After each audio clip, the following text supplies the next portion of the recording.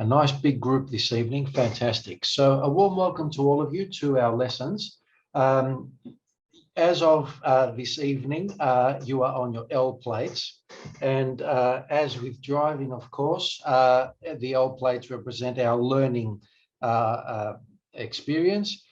So you're learners, and the technical word for being a learner in the Orthodox Church is catechumen. That's the old-fashioned word for being a trainee, a learner. And katechumenos in Greek means someone who is listening in, literally, as in listening to a lesson. So attentive, interested in learning, absorbing the learning, and having a positive attitude to learning new things and seeing things in a different way as well. So if anyone were to ask you what your status might be in the church, not that anyone stands at the door saying what status are you, but you know, if in discussion perhaps it comes up, you could either be a baptized Christian, or you could be a confirmed or chrismated Christian, or you could be a trainee Christian. And you could say, I'm a catechumen of the church. Or if you were to hear the phrases in the church service, especially during Lent, right this period now, we actually pray for the catechumens. So if you tune into the service and you hear, those of you who are catechumens, pray to the Lord, that's actually a prayer directed to you, the trainees. So it was important to tell you what the old-fashioned word for a trainee is, because it does pop up every now and then. Now, the first lesson that I like to cover with everyone, and look, most of you are coming from different backgrounds, different reasons for being here. Some of you are marrying an Orthodox Christian person. Others are here because you've discovered Orthodox Christianity and you're just interested in learning more and more and more, which is a very good reason to become Orthodox, arguably from your own reading perhaps, or from your having had a personal experience, either through attending a church or having a good friend who might have been Orthodox. Different reasons for taking on this journey. Now, in terms of the ABCs that I like to cover, obviously there are so many concepts and ideas and different ways we look at the world around us in the Orthodox Christian Church. I was going through a volume this evening called the Encyclopedia of Orthodox Christianity, and there'd be thousands of entries, an encyclopedia. So I mean, when you're ready, you could take up such a book, and there are newer modern versions which are single volume. There's something called the Dictionary of Eastern Orthodoxy. There's something called the Encyclopedia of Eastern Christianity. And so you'll learn a lot from such a dictionary type book, where it's a word in alphabetical order. Each concept is put in an order, and you get to look it up or refer to it as a reference as you go along in your learning. Obviously, the lessons that we will do together are going to be succinct, summarized, a good 4 lessons. If we need to, we might go to a 5th. We'll see how we go. But what I'm doing is placing you in the perspective of the Orthodox Christian Church. We like to put and give you the lenses through which we actually see things, the world around us, Christianity, the teachings of Christ, our community as a body. So we, the family of Orthodox Christians, consider ourselves to be a community. And I'm going to just give you the basics in these 4 or 5 lessons, and to set you on a journey of knowing where we're coming from, and then you'll keep learning. We want you to have lifelong learning as you progress. So keep reading, keep wanting to learn, keep asking questions. There's a lot of people who are afraid to ask questions of priests or churches, maybe because we look very scary. Yes, sorry about that, but actually we're not very scary. I would hope that we'd be able to convey to you in a setting like this that we are actually quite friendly. And if you were to meet us as people, away perhaps from the setup of a ceremony, which where we might be considered a little bit distant, or if you hear us giving a sermon or a speech, or if you see us in a community gathering or a morning tea or a barbecue or a picnic, whatever it might be, you will see that we are just like you. And I would hope that priests are actually friendlier than most people, and we should be setting the bar of friendliness. So as stiff as that perhaps sounded, I'm certainly inviting you not to be afraid to ask questions at every turn, whether that becomes an SMS or an email. Mind you, might I add, for me, SMS works the best.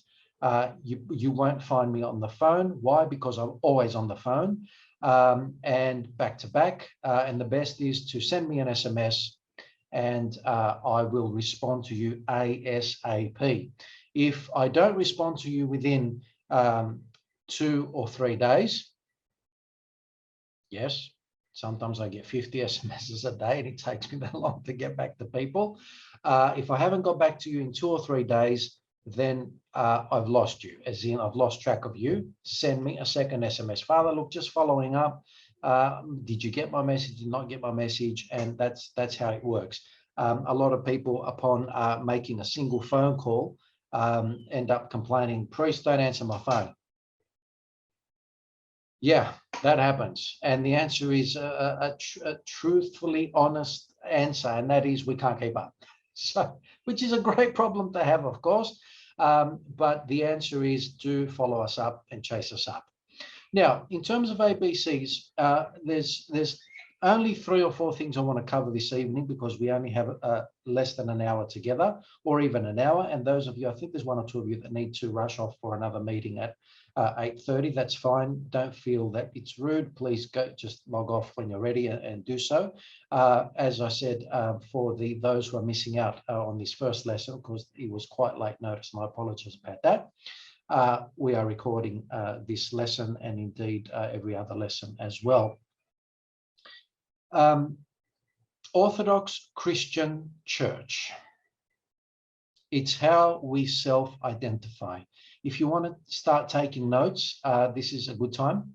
So either start typing into your smartphones or pick up your pens and paper and do start writing notes. So how do we self-identify? What do we call ourselves? And the answer is Orthodox Christian Church. We consider ourselves the Orthodox Christian Church. I'm going to start with church. I'm going to go a bit backwards. Church. In the New Testament, the word for church, meaning and describing the community of believers in Jesus Christ, is ecclesia. Ecclesia. And that continues to be the word that we Greek speakers use for the church, ecclesia. In fact, every other European language other than the Germanic languages still uses some version of ecclesia. So in Spanish, ecclesia, in French, église. I'm not even sure I'm pronouncing it correctly, but I'm 100% sure that all the European languages, almost all the European languages, other than Germanic languages, are using some rendition of ecclesia. The Germanic languages use another Greek word, and that is Kirche in German, Kirk in Scottish, church in English, coming from the Greek kyriakon, which means the Lord's place. The Lord's place, because the Greek word for Lord is Kyrios, Kyrios. And so that explains the Lord's place, or Kyriaki is the Greek word for Sunday, as in Sunday, the day after Saturday. Sunday in Greek is Kyriaki, which means the Lord's day. So in the Germanic languages, Sunday is a reference to ancient Scandinavian religion, the day of the sun. Monday, the day of the moon. Tuesday, can't remember what that is, but Thursday I definitely know is day of Thor, Thor's day, as in Thor, the god of the Vikings and Scandinavian pantheon. In the Greek language, Sunday is the Lord's Day. It's a very Christian term. Monday is Deftera, which means second day. Tuesday, Triti, third day. Tetarti, fourth day of the week. Thursday, fifth day of the week, Pempti. Paraskevi is it's a Greco-Jewish word. Paraskevi means the day of preparation. And Saturday is called Savato, which is from the Jewish word Sabbath, because it is the Sabbath. So those 3 days, Friday, Saturday, and Sunday, are Judeo-Christian in the Greek language, in their naming. And the rest of the days are just numbered. They're ordinal numbers. 2nd, 3rd, 4th, and 5th, and so on. That's at a bit of an aside.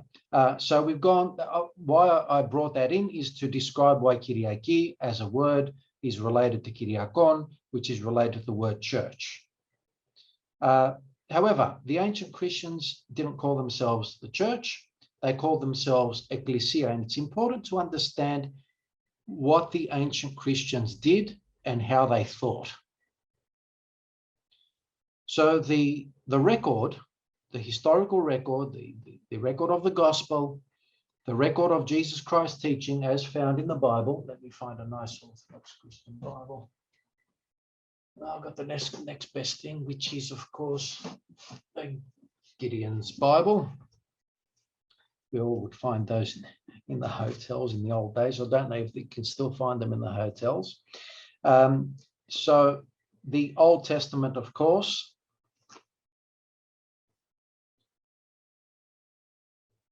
The Old Testament, so about 80% of the Bible, was mainly written in Hebrew, although some of the books of the Old Testament were also written in Greek. And the New Testament, which is the remaining, well, it looks more like 10%, the New Testament, which is the Christian part of the Bible, that was written all in Greek, was not written in Hebrew, and definitely was not written in English. Obviously, English did not exist 2,000 years ago. Why is this important? I'm not saying this in any way to diminish or demean any language. Every language has value. And in fact, the book of Psalms speaks about every voice and every tongue being heard by God, which is lovely, lovely. And each language has its own value to add. And so in that same perspective, we need to understand that with the New Testament, or the entire Christian part of the Bible written in Greek, means that sometimes it's good to refer to the original Greek because it's going to give you clues to meaning. For example, church, this very simple word. If we just use the English word, we will understand church as, oh yeah, that's what the Christians call themselves. And that's it. Whereas when you speak about, well, okay, well, what did the ancient Christians call themselves? And the answer being ecclesia, what you're doing is, well, analyze the word. What does ecclesia mean? Ecclesia means the assembly of the people, the gathering of the people. In other words, church could give you the idea that it's priests, clergy, churchy people. But ecclesia actually tells you everyone is the church, right? It's not just the priests. Ecclesia gives that meaning. The assembly of the people. Priests are part of it, but they're not the only part of it. And in fact, they can't do church or run church without the people. The people make up the church. Now, the other interesting coincidence of history, maybe it was an accident of history, I don't think it's an accident of history, is the fact that ecclesia is also the word used by ancient democracy in Athens to describe the assembly of the people, the parliament of the people. I don't know if any of you are interested in ancient Greek democracy. The first experiment in democracy in Athens, basically every topic was a referendum. We, in representative democracy, which is what we currently have in the modern day as the most popular way of running a democracy, we elect people and we let them do their thing. They speak on our behalf without asking us most of the time. For 4 years, they can do what they want. Representative democracy is what we have today. In ancient Athens, the experiment was direct democracy, where every single topic, every single issue, every single debate, legislation, law had to go through every single citizen, not representatives. Every single citizen got to vote on the topic at hand. And so how on earth could you get everyone's vote? And how often would you be doing this voting? Here we are in the year 2022. We've had drama trying to digitize voting systems and we're still having problems. In ancient Greece, in ancient Athens, they had the assembly of the people once a week. Every single citizen attended the assembly and they were informed of proposed laws and they got to vote. All right, so Father, how on earth do you count 50,000 citizens, which is about 50,000 the population? How do you count their votes effectively and without rotting the voting system? And the answer is, if you go to the Archaeological Museum in Athens, when you visit, perhaps on your honeymoon or any other visit sometime soon, you will find an ancient stone ATM machine. It looks like a box. And it's like a slot machine. And every citizen was given 2 marbles, one black marble and one white marble. Black was no, white was yes. So you just walked past that slot machine, you slotted your vote in, and this thing was like a massive abacus, and it added all the votes, and you knew the result within minutes. As soon as everyone passed through, you had the results straight away. And so that assembly of the people, which is amazing for modern standards, was called the Ecclesia του Δήμου, the assembly of the people.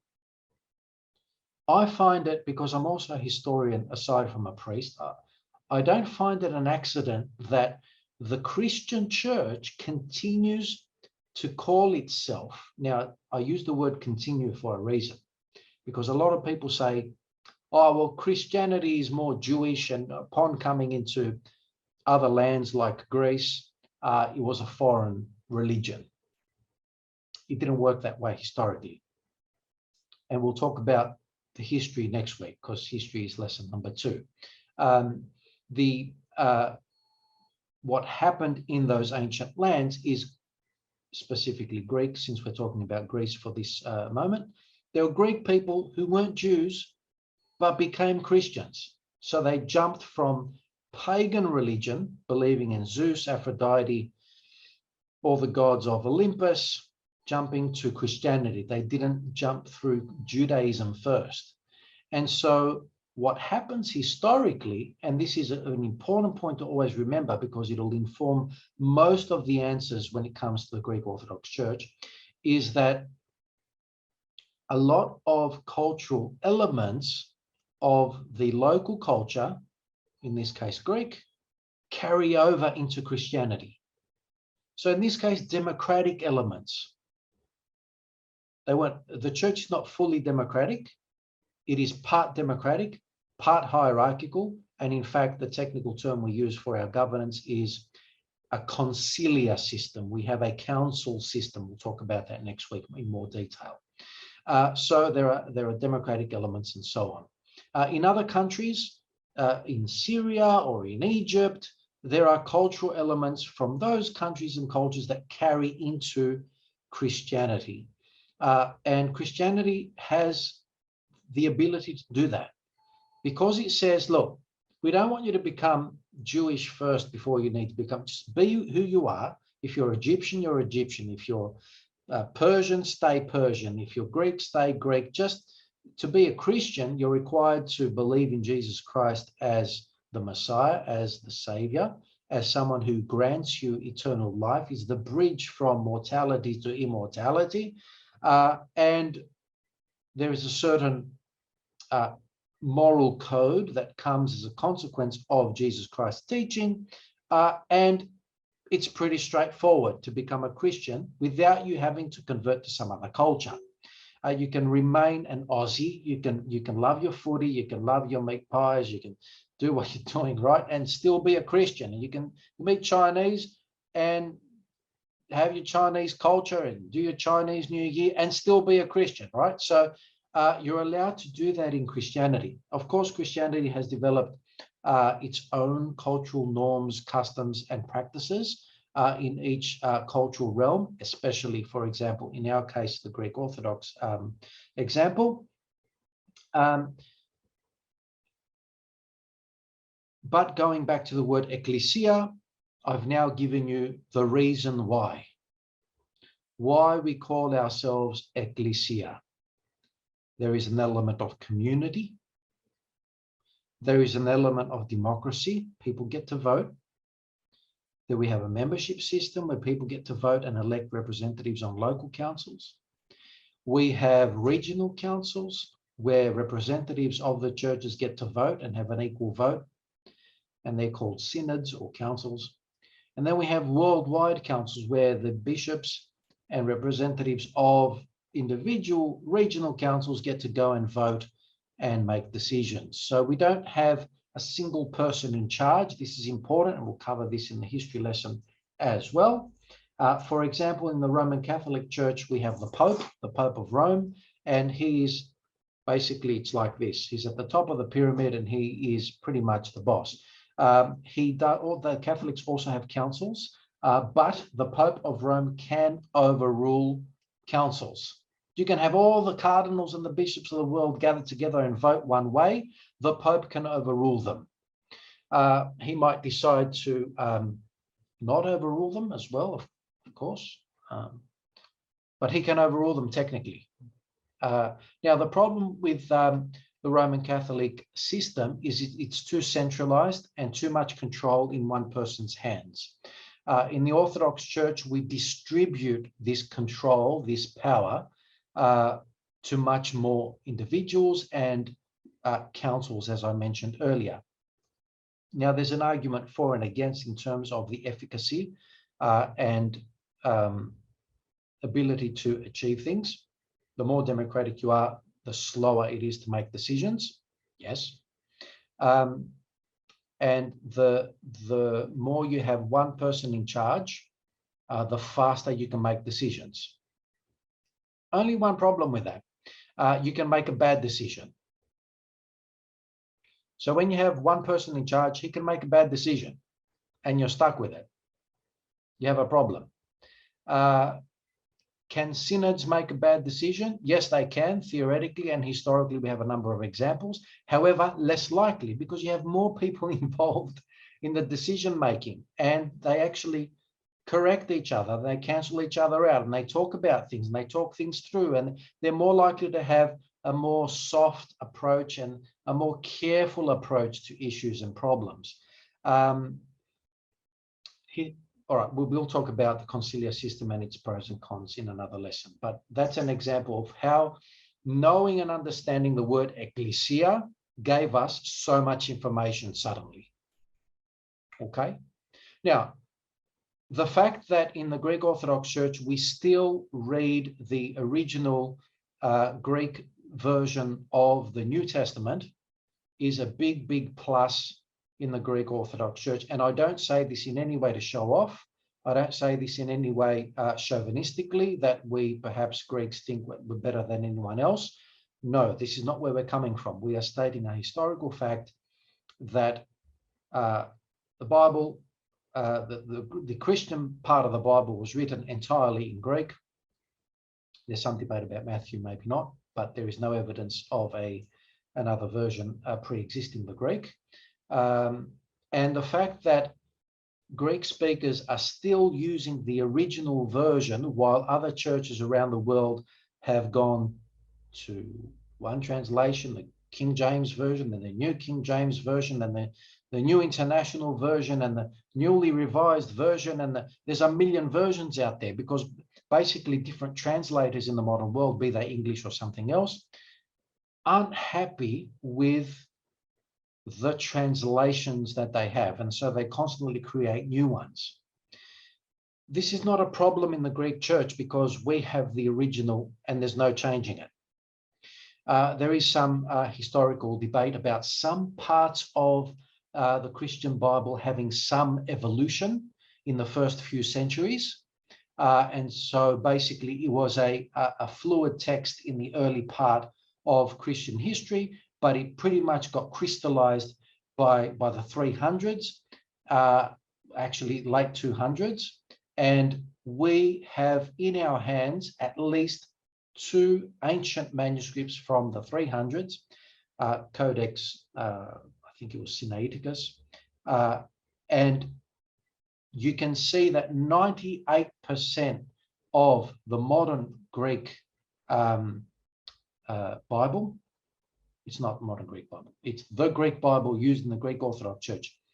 99% of it is the same as the earliest surviving manuscript.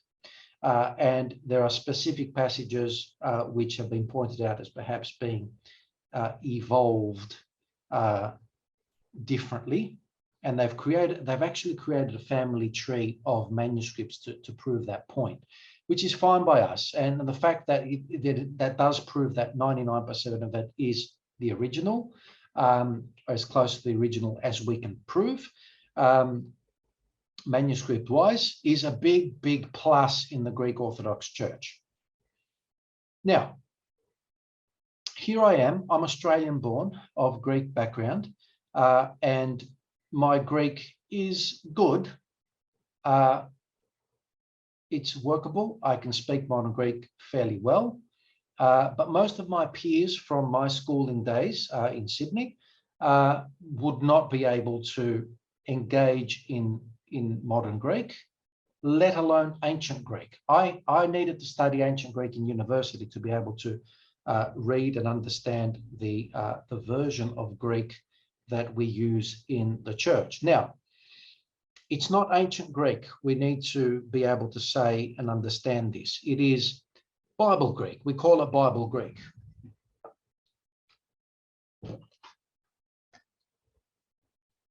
Air conditioning. All right, it's otherwise known as Koine Greek.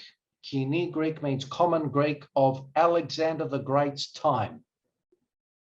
So the Greek of the Bible, both New Testament and Old Testament, because a number of books of the Old Testament were also written in Greek, are Alexandrian Greek. Greek from the Hellenistic age, that is from the 300s BC through to the 1st century AD. Now, even though that's 2,000 years ago plus, the grammatical distance between modern Greek, which the modern Greeks speak, and Bible Greek is a similar distance from modern English to Shakespearean English. Have any of you had a chance to read Shakespeare at school, perhaps? Can I have a thumbs up symbol from your reactions down the bottom? Okay, so Shakespeare, you can tell it's English. There are these and thous in there. There's some old-fashioned words you wouldn't understand unless you had some Middle English dictionary helping you. But you can roughly make your way through a Shakespearean play with just modern English. Same story with modern Greek and Bible Greek. Even though Shakespearean English is only 400 years old compared to our time, that's the sort of grammatical distance with Bible Greek, even though it's 2,000 years old. And the reason for that is that the Greeks have such a strong written tradition that the language has not evolved that far to depart that far. We can still understand most of Bible Greek, and with a bit of grammatical study, actually understand it very well. All right. Now, having mentioned earlier that the Greeks can be criticized for being chauvinists, for having invented everything or almost everything, I can tell you, and I argue this with every Greek person I come across, I say, listen, there's no point showing off about ancient philosophy if you don't know what ancient philosophy stood for. There's no point showing off about Aristotle and Plato if you can't tell me what Aristotle said, even one example. There's no point saying the Bible was written in Greek and that's why Greek Orthodox is the best. If you're thinking like that, that's juvenile. You've got to be able to argue the pros and cons. So I've already described the pros. It gives you a direct ability to interpret the text in a way that other people from other languages cannot. And it explains why so many Protestant denominations enforce or ask or encourage their members to learn Bible Greek in order to understand the Bible. And we have something called the interlinear Bible these days, where nearly every Protestant denomination, because they really set biblical interpretation as an important value, they teach their members to learn Greek in order to read and understand the Bible in its original. Now, in terms of cons, in terms of this being a problem for us Greeks, the Greeks often say, yeah, we've got the Bible written in Greek, and then they stick with that, and they don't actually go beyond that. And they don't learn from the Bible. They can't learn from the Bible because the language, as much as it is a historical privilege that it happened to be written in Greek, modern Greeks don't allow themselves to understand the text. They don't tackle the text. They don't study the text because, oh, it's a bit too hard. Well, if that's the case, I'm happier with you learning the Bible via English. I would rather have you, if you're a Greek person, study the Bible in English or in any other language for that matter, than saying, yeah, it's in Greek and that's all I need. Well, hold on a sec. You probably haven't understood what's the message of the Bible. And so we get stuck with ideas about what the teaching might be and not with actually dealing with the text, studying the text, analyzing the text, and engaging with the text to understand its deeper meaning. And so that's a warning for all the Greeks out there, including myself. And so it's all about a balancing act to get the best out of reading the Bible and engaging with the content of the Bible in the best possible way. The other thing to be said is this. What was the reason for the disciples of Christ to choose Greek as the language of choice back then?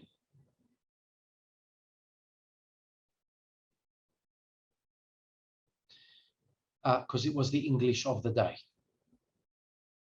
They knew that, listen, we're not going to be hung up about Hebrew. We're not going to say we're Jews and therefore everyone has to be Christian by becoming Hebrew first. No, we're going to use the most international language currently. It happened to be Greek at that time. If the disciples existed today, they would be using English. But having said that, every disciple through every generation, century after century, has actually translated the Bible into their own language.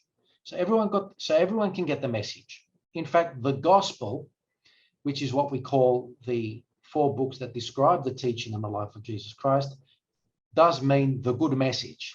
So if you can't convey the good message in a language or in a way that people can understand, you are failing the mission. You are failing the whole purpose of our existence, which is to share that good message. Okay, so we've spoken about church and we've thrown in a couple of other concepts, including gospel, Bible, the place for Greek. We've spoken about ecclesia. We've spoken about church. Let's go to Christian. Definition of Christian. Can I have an offer of help here?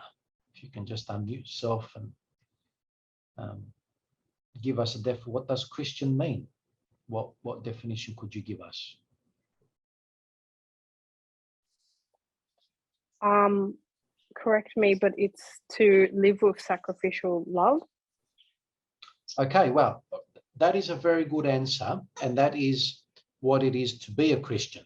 And let's hold that thought, Saleha, and do remind me to bring that up, because you've just summarized in a nutshell what Christianity is all about. So if there's 500 pages in the gospel, you've just put that in one sentence. That's fantastic. So living a life of sacrificial love. Yeah, that's a summary of Christianity. So Christian is a follower of Christ. Normally the normal answer, or the first answer people would give, is someone who follows Christ, the teaching of Christ, the life of Christ. Now, what does Christ mean? It's the grammatical, what does it mean?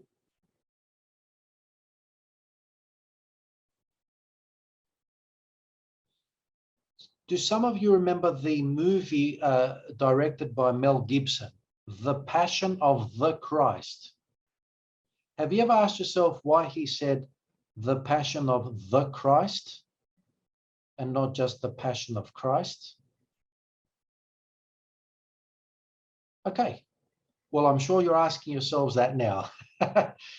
So the Passion of the Christ is because in all the original languages, both in Hebrew and in Greek, it is the Messiah, the Passion of the Messiah.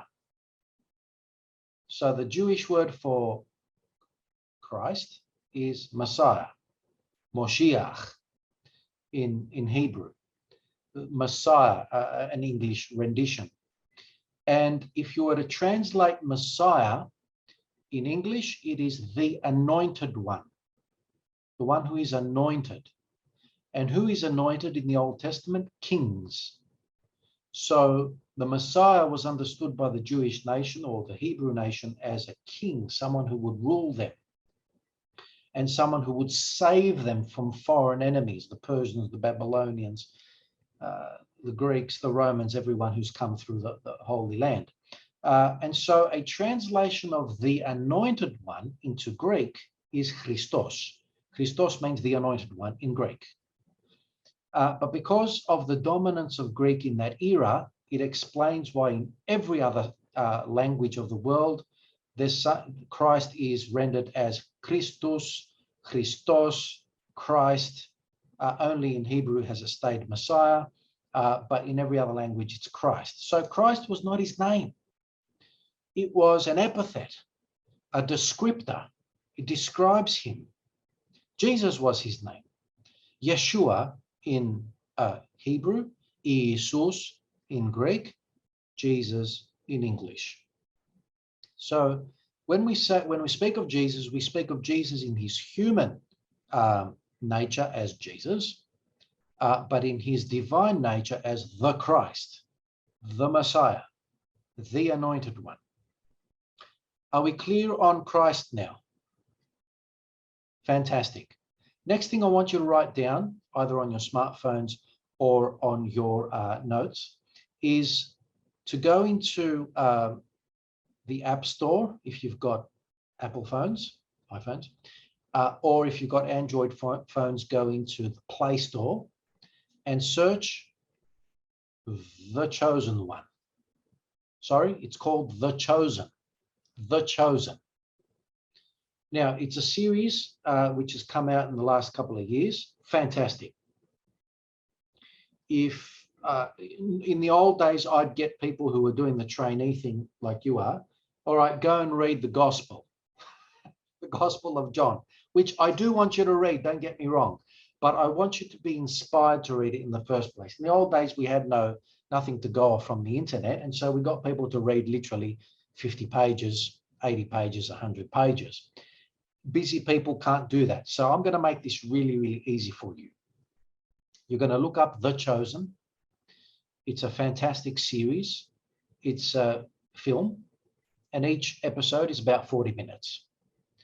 Very watchable, very enjoyable, in my opinion, very engaging. And I want you to watch the entire series. We've had series 1, only 8 episodes, and series 2 has now been completed, also just 8 episodes.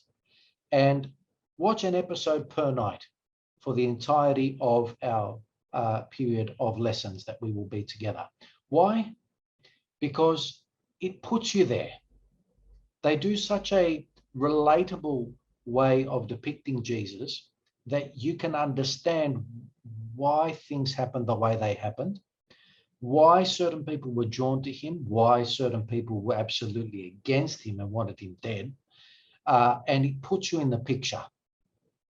So next week, I'm actually going to ask you, we've got Monday now, so we've got by next Monday, I would hope that you've watched 1 episode per night, and I will ask you questions about each of the episodes of the first series.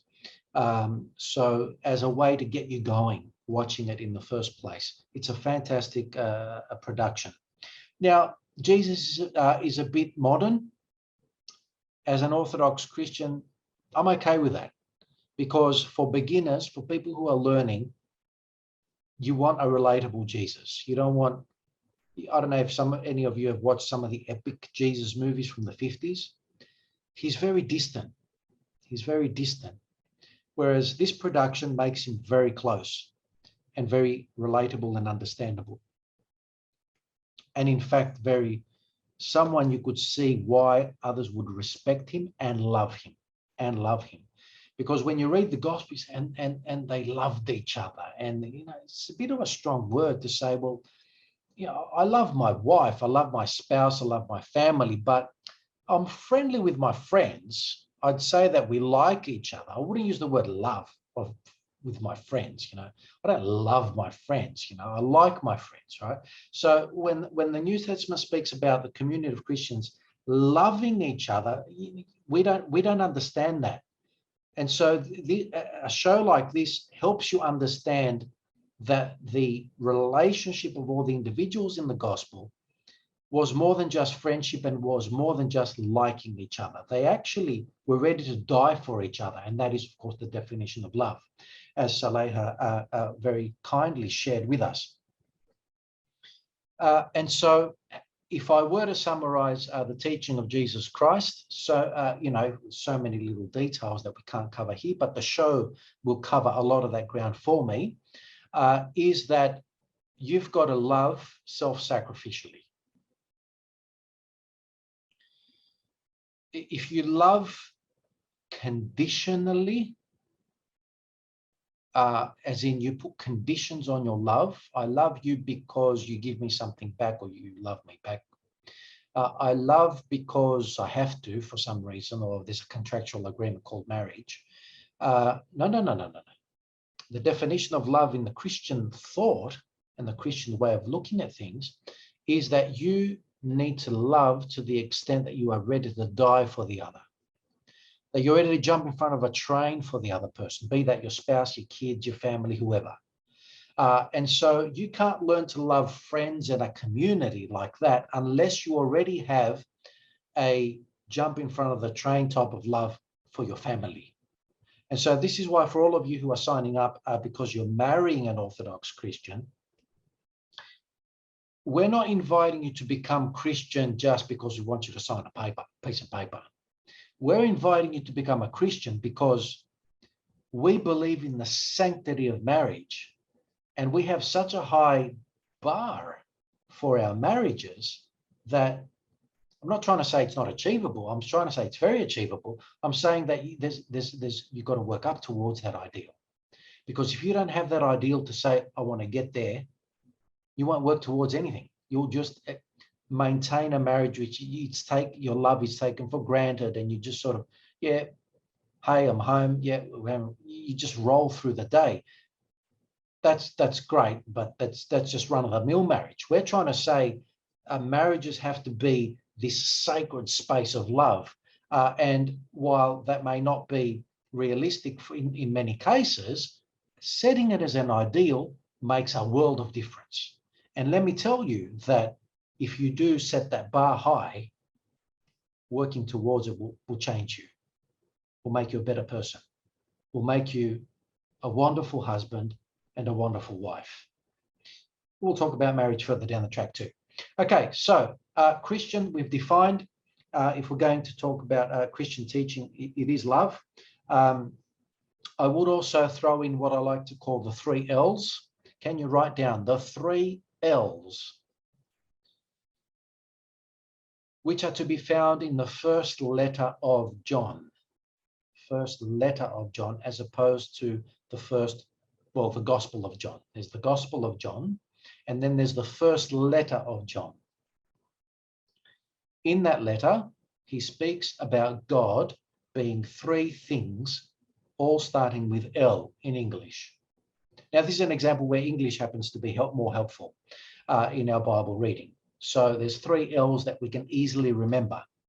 And that is, God is love. Write that down. God is light. And God is life. Those 3 things. We've already spoken about God being love. And you know, I don't know if you've come across God is love. Some people have it on their t-shirts. That's in the Bible. 3-letter sentence. God is love. Wow. Okay, that's quite an interesting definition of God. That's not that out there. You know, so I don't know what idea people have of God as. Well, he is transcendent. We'll talk about that when we talk about science and philosophy in one of our lessons. And we will talk about his transcendence, but at the same time as he's transcendent and beyond and just bigger than anything we could possibly fit into our heads, he's also intimately close to us. And by saying God is love, it completely changes our understanding of what our relationship with God should be like. So God is love. We'll talk about that in more detail another time. But God is light as well. When we speak about God being light, we mean wisdom and understanding and truth are important values in the Christian church. Very quick summary. Then God is life. Well, if you have truth in your life, you can see things clearly, you have wisdom, you have understanding, and you have love in your life, you suddenly have life. Yeah? And I can turn this around so easily. If you don't have love in your life, and I don't mean necessarily having or being in a marriage, you can have other types of love. I mean, there's this community love, as in we have our other members of our family, we have our friends. They're all different types of love. All right. So, and all these different types of love count for something and keep us living and alive, and that we feel that there's life in our life. All right. So if you don't have love and you don't have wisdom and you don't have understanding and you don't have truth in your life, I'm not sure how much life you have or what value there is in your life. You just go day by day living, but you're not alive. You know what I mean? This spiritual aliveness is something that we emphasize in the life of the church. All right, so that's with life. Jesus himself said, I am the light. I am the life. I am the truth. Every time Jesus said, I am something, he's basically saying he is God. I once had a young person ask me, well, Father, you know, I've read through the Bible, and in all the things that Jesus said, never did he say, I am God. I said, yeah, in those words, he didn't say it because they would have executed him straight away. That would be a blasphemy of blasphemies. But he said it in a roundabout way 1,000,000 times. Every time he said, I am something, he knew what he was doing. He was conveying to those who could understand scripture that he was divine. We'll look at that in more detail further down the track, because we've covered church, we've covered Christian, and now we're going to cover Orthodox. There was a time when there were only Christians, as in the Christian church only called themselves Christians. And in fact, even up to the modern day, the Greek Orthodox Christians just call themselves Christians. It's only in the last 150 years that we have added the extra descriptors of Greek and Orthodox. Yes, Orthodox has been around for 1,000 years. Yes, Greek has been around for 2,000 years. But amongst ourselves, we would say, what's your faith? What's your religion? Oh, I'm Christian. You didn't say I'm Greek Orthodox Christian. It's a very modern thing because there are so many denominations in this day and age that we want to help others understand the specific sort of grouping that we're in. It has some value in terms of clarifying exactly what group we're in. However, if we were to be asked by a non-Christian, what is your faith? What do you believe in? Yeah, I'm Christian. If they ask, well, what type of Christian? Well, then you can go into it. Orthodox Christian, Greek Orthodox Christian, Russian Orthodox Christian, and so on. And then this business of I'm Greek, I'm Russian, I'm Serbian as a descriptor of your religion is a mistake. You shouldn't be doing that. You should be saying that I'm a Christian, I'm an Orthodox Christian, then you say I'm a Greek Orthodox Christian. And this is important. Anyway, let's go into Orthodox. And I've got 4 minutes to do this. Orthodox does not mean fundamentalist.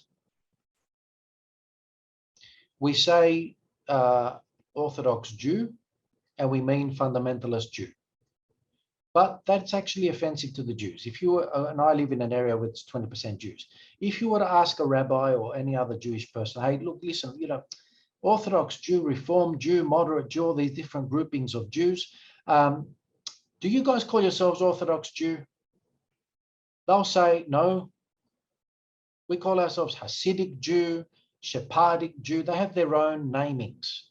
But for Westerners, to make their life easier, yeah, we might use Orthodox Jew. But that's not what we call ourselves in our own language. And so it is the Westerners who use the word Orthodox to mean fundamentalist. But none of us Easterners, whether it be Jewish people or Middle Easterners or Eastern Europeans, that would understand the word Orthodox as meaning fundamentalist. We actually mean it to be the opposite. Orthodox in the Greek language, it's a Greek word anyway, means conventional. So when we speak of Orthodox medicine, that's not religion, that's medicine. It's a type of science, the field of science, medicine. And we speak of Orthodox medicine, we speak of what we get in hospitals, what is tried and tested, what has been proven to be the general practice. And that does not include aromatherapy. That does not include color therapy, although as Orthodox Christians, we are open to the possibility that holistic medicine can do some good and a lot of good. We're actually open to that. So I just mucked around a bit with that. But for the sake of Orthodox medicine, where I've actually had doctors say, yeah, no worries, Simon. Thanks, no worries. You can see the recording later on. So I've actually had doctors who, when you might want to talk about reflexology with them, or even acupuncture, would actually say, oh, no, I don't go near that. There are doctors who actually have a standoffish approach to alternate medicine, and they only stick to conventional medicine as practiced in the hospitals.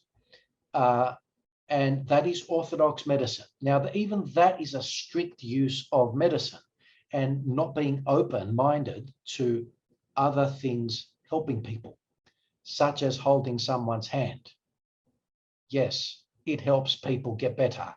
And so as Orthodox Christians, as a priest, I walk into a hospital ward and I will hold someone's hand. I won't hold a stranger's hand, but they're people who are of my community. They know who I am, and we've already developed that trust. I will walk in, I will literally hold their hand. That helps them heal. Not with everything, obviously, and I'm not denying science here. And in fact, I'm going to demonstrate in subsequent lessons that we respect and embrace science to a certain degree, to a large degree, and with certain parameters. However, with Orthodox, the understanding of the word Orthodox, as Orthodox Christians, we do understand our doctrine, our faith, our practice as being tried and tested, proven, mainstream, that's a very important word, mainstream, as opposed to extreme, because there are any number of denominations, Christian denominations, who border cults and sects, S-E-C-T-S, or cults, C-U-L-T-S, cults. And all of them start with the same Bible, but they go into areas and realms and thought and practice. Let's go build a farm together. Give me all your money. Let me father all the children of the community. It quickly descends into hell. And, you know, this is, as I said, the one Bible, but misinterpretations of the Bible. And these extreme misinterpretations of the Bible have the same results if you don't do things in a balanced, tried and tested, mainstream, common sense way, which we Orthodox believe we are. And so, historically speaking, because history plays such a big role in Orthodox Christian practice, we read history and we know, don't think like that because that's going to go down a rabbit hole. The whole end of the world thing. Yeah, the world will probably end. But to actually preach the end of the world in such a way that people give all their property to you, we know that that will certainly, in most cases, be abused by such a leader who preaches such an emphasis on the end of the world. The Greek Orthodox Church never reads from the book of the Apocalypse in public church service. And we'll talk about that in a subsequent lesson, for a reason, because it knows of the hysteria that it can create. This was determined in the first 300 years. And so you have Protestant denominations in this day and age. They have zero interest in history. They have zero interest in the mistakes of history and being in a position of not repeating history. And all they will do is ignore the last 2,000 years, pick up the Bible yesterday, open it up, read it for themselves and say, I reckon it means this. Well, the moment you have, I reckon it means this, that's how different denominations keep sprouting constantly, like McDonald's franchises, and any number of cults and sects will be created. They're popular, they're attractive, they grab people, they've got great marketing skills. The Orthodox Church doesn't have that. We're boring. And I say that as a good thing. Why? Because we don't have time for the marketing, although we should market to a certain degree. In fact, I do a great effort with YouTube as well, but I don't kill myself over it. I do what I can. We're not big on just getting members and converts constantly. You know, we want people to study and understand what they're getting themselves into, and not doing it because we're taking advantage of them in any way because they happen to be in a chapter of their life where they needed solace to a degree that we could take advantage of that. We're going to take great care and take a long time to understand the history, understand the practice in such a way that the mistakes of the past are not repeated.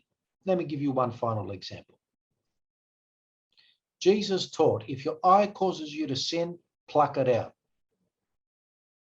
Now, if I were reading that literally, I could either pluck out my eyes, or as with one case I had to deal with a few years ago, someone took a staple gun to their eyes. Now, did no one at the Protestant church that he was attending, with these charismatic churches, did no one say, look, don't take this literally. Obviously, Jesus means take drastic action and don't allow yourself to do the wrong thing? Well, clearly not. They just assumed that people would understand that as a common sense thing. But in the Orthodox Church, we always say, but don't take the Bible literally. There are parts that have to be taken literally, yes, but there are many, many parts that have to be taken figuratively, allegorically, symbolically. Don't just pick up the Bible and read it for yourself. We are a community for a reason. We read the Bible together, and you have a priest or other people who have knowledge and ability and have understood the history to say, disclaimer 1, disclaimer 2, disclaimer 3, don't do this, don't do this. This is the way we understand it. And this correct understanding of the Bible is what we call Orthodox understanding. It is a correct thinking or correct approach or correct perspective. So if you would analyze the word Orthodox, doxa is opinion or thought, and orthos means correct. Correct thought, correct opinion, correct stance. I like correct stance because not much is black and white. There's a lot of gray, and we've got to be open to that gray. A lot is black and white, don't get me wrong, but there is a lot of gray. A lot of us become Orthodox and think that things have to be black and white. Yeah, some things have to be black and white, no doubt about it. But we've got to be open to the gray, because there are any number of examples from both the Bible and church history where things aren't that easy to explain, or think that there are not easy answers to everything, that there are long answers to things. There are mature answers to things. There are well thought out answers to things. That's what makes us boring, because it takes us longer to explain. But if I can wrap it up with Orthodox Christian Church, we're a bit like an olive tree. We can be 1,000 years old. Olive trees can be 1,000 years old. We're old, we're craggy, we can be a bit boring in our services, but every year we sprout new leaves and we bear fruit every year. We are just as new as a newly planted olive tree, even though we might be thousands of years old. Any questions?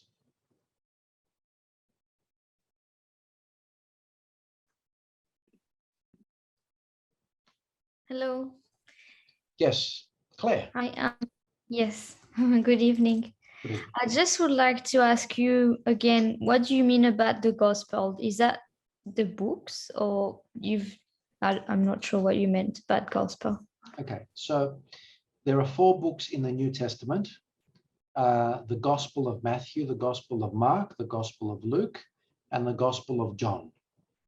Those books describe the life of Jesus.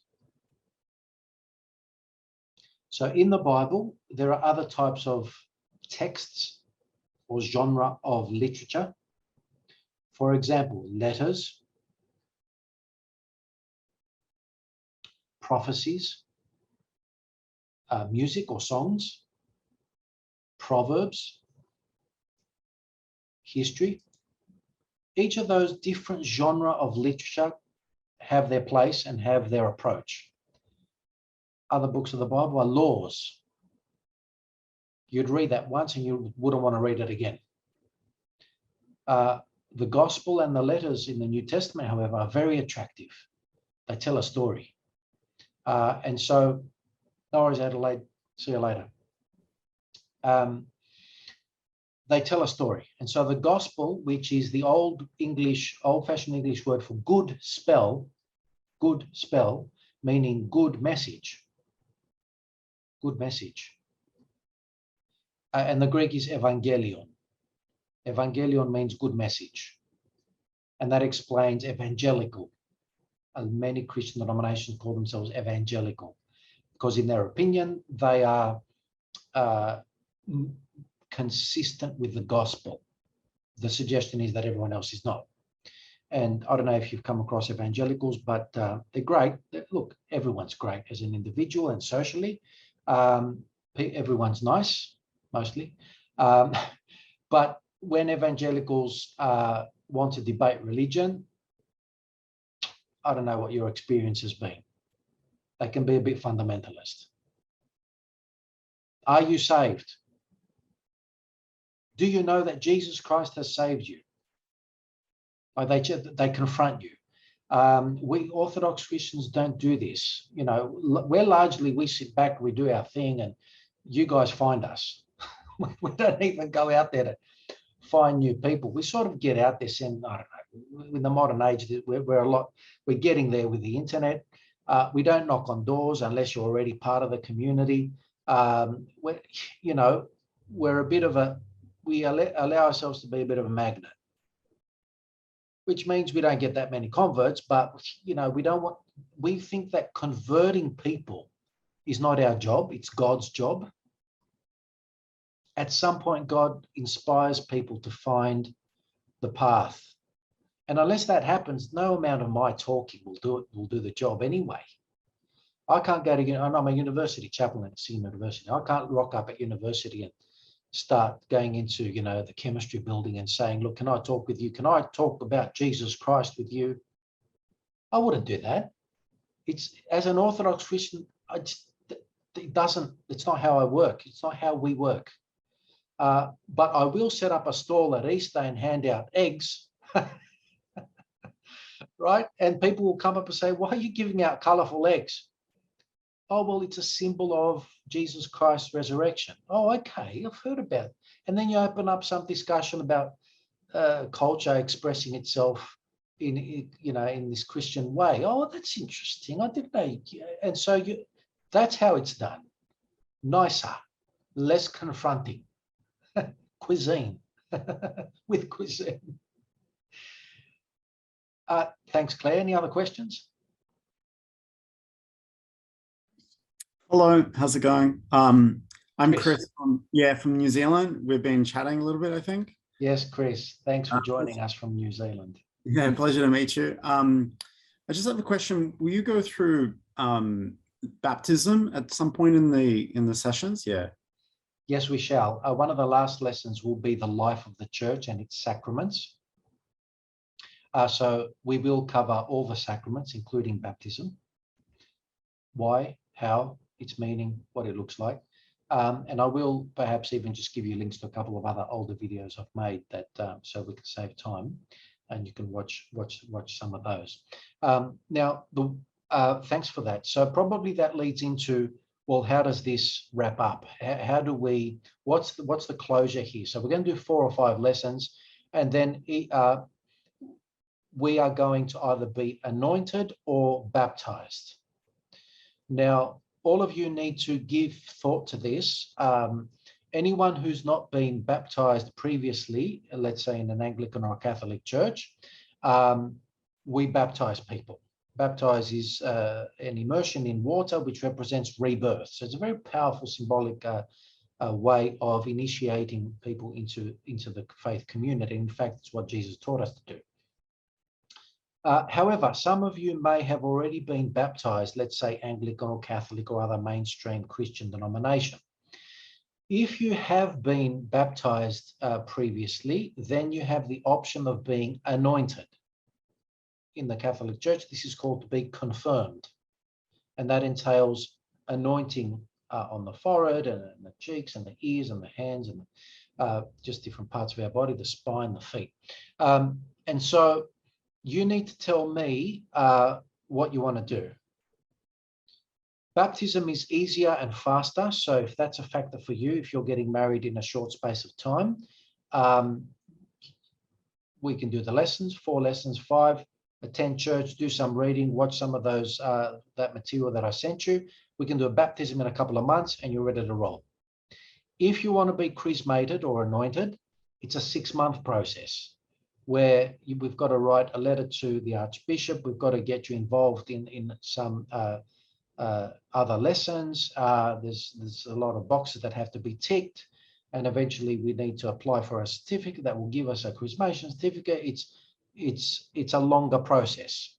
If you have the time, if you have the 6 months and that is your choice and you don't want to be fully immersed in a baptism, do take that choice.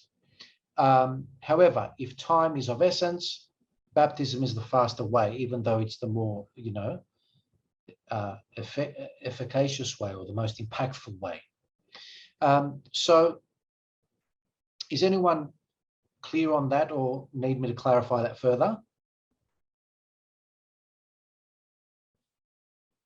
Right, so if any of you are going to choose to be chrismated, I need a letter from you ASAP.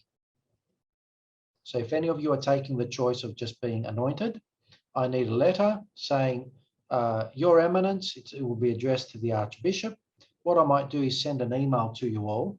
Can you all SMS me back your emails? I think I've got most of them, but for the sake of being thorough, can you all SMS me your emails, and I will send you a model or a draft of what this letter should look like. Addressed to the right address. Hey, my name is X, Y, and Z. I know that sounded like Elon Musk's kid. And I'm interested in becoming Orthodox Christian for X, Y, and Z reason. I'm getting married to such and such, and for the sake of, just harmony and unity in my family, put it in your own words. I have been speaking with Father Gerasimo at Rose Bay, so if you can please ensure that I'm connected with him, we can just, maintain that that continuity, and then they'll get back to you. So I'll send you that draft in email for you to write that letter ASAP. For those who are being baptized, you don't have to worry about that. We'll just go straight into baptism. Any other questions? Hey, Father, I just wanted to know, sorry, the line cut off. What's chrismated? Chrismated is to be anointed, Thank you, Father. as opposed to being fully immersed in water. So basically, for the people that haven't been baptized, we write you a letter outlining as to why we'd like to become Christian. If you've not been baptized, you only have the choice of baptism. Okay, awesome. Thank you, So if Father. someone were of Muslim or Jewish or Buddhist background previously, baptism is your only choice. It's the best choice, mind you, and it's very beautiful. When you get me explaining baptism, you'll say, oh, yeah, definitely want baptism. And so the option for chrism or anointing is for those who have been previously baptized Anglican or Catholic or other mainstream Christian denomination, and who feel like, well, I'm baptized, I don't want to be baptized again, but I'm happy to be chrismated or anointed. Sorry, Father, so if you have been christened or baptized as Anglican as a child, say, but you're wanting to convert, could you do a baptism?